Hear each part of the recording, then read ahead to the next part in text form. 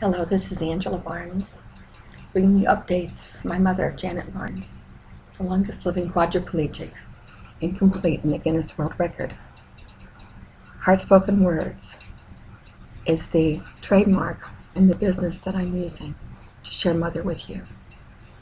I want to clarify quadriplegic, complete and incomplete. It's a situation of spinal injury, different varying degrees. A complete quad would have paralysis and have no sensation feelings. In mother's case, because she is an incomplete quad, she has small movement, most of which she had. She doesn't have very much now. And she feels that, so that when her foot itches, she itches. When her head itches, she can't scratch it. When her leg needs moved, she can't move it, and she feels that. That's the difference. Dr. Michael Akoff has given a full definition of this, and it's on the website as well as in the signature book, 90-pound heavyweight, featured right here. Now, mother had a horrific accident in April and broke every bone in her body, literally, not figuratively, just about. She asked the surgeon with her own voice in about 3 months after the accident, "Are my bones healing?" And Dr. Ritchie, the orthopedic surgeon, said, "All healed. No restrictions, activities as tolerated." This is pretty much an amazing feat for anyone, for you and I to break every bone and fix them in 3 months. Mother had the last rites 3 times, and she said, "Oh my goodness." She laughed at that, and then shortly after that she said she wanted a hot dog and a cup of coffee. Since the surgery, she has moved to Belleville, Illinois, to a facility called Willow Creek. The address is 40 North 64th Street, Belleville, Illinois, 62223. It's on the website heartspokenwords.com and also on the sub-website 90-pound heavyweight plus Facebook. You can find it. I invite and encourage you to please send her Christmas cards.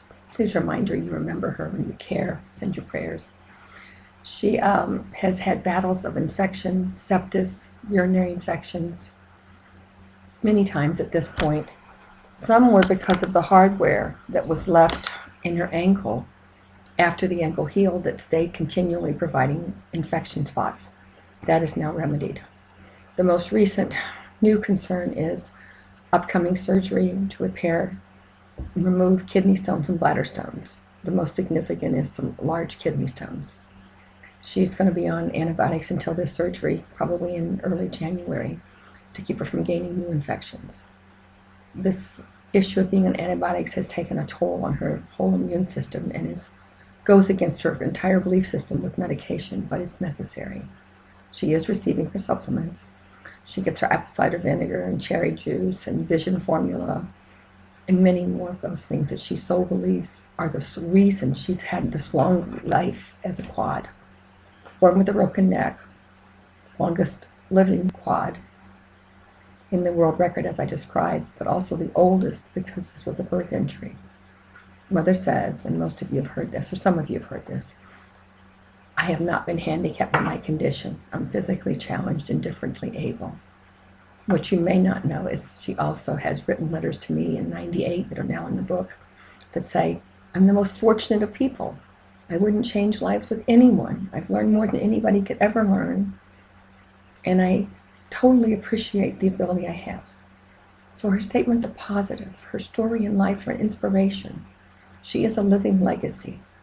I have established the 90-pound heavyweight Janet Barnes Special Needs Trust to help meet and provide her with resources to continue a positive, active, productive life. The exchange of her revenue, her income, her home, her sources, everything she's had is now going for her care. Is a good one because she's alive and she wants to live. As I unearthed her many papers, I found documents notarized that said she wants kept alive at all cost and she doesn't want her parts used by anybody but herself. Now, you may wonder about that statement, but Mother's youngest memory as a baby was, "Will I be able to do enough to deserve the air I breathe?" And as an older woman, before the accident and continuing through life, will they, meaning doctors and professionals, see me as defective and think it's more merciful to let me die? I wanted to squash that. We've seen different things going on. I want her to know that, yes, you've done enough to deserve it. Yes, you do now. Her inspiring life, her unstoppable spirit, propel us all to do better, be better, believe more. And I'm offering a copy of the book, 90-Pound Heavyweight, in a PDF form to anyone who wants to make a donation of any amount to the Special Needs Trust. It is my gift. I want you to get to know her. That was the initial reason for the book. Mother wants to be known. I hope you get to know her. So currently, she's getting her hair fixed at the beauty shop at Willow Creek. She's up in the chair at least once a day. She's eating, yes, with a ventilator and tube in her, but she's eating. She shared her birthday in October with many people, offering them cupcakes. And then when I came in with them, she said, I'll have one. I said, no, let me get it pureed for you. One of her favorite treats is chocolate-covered marshmallows from Russell Stover and a cup of coffee. So things are doing pretty good. She's working with a speech therapist. We don't yet have her strong enough to get in a wheelchair. That's a goal. We no longer receive some of the services because of the timing that she's been there. They're no longer available through insurance coverage, but we can provide them, or we can get them, I hope. And I've had the most luck getting a doctor to come and see her, a dermatologist, to try to address some of the issues of her face and her care, and now have purchased the items that should help restore her body and her face, make it a little more comfortable. So Mother Speaks, you're invited. You're welcome to send her news. I will update and learn how to handle this website. It is a challenge, but I'm trying. I spoke to her last night and I asked her how she's doing. She said she's pretty good. And I have put on the website 90-Pound Heavyweight under Conversations with Mother in post 2 of her more recent conversations.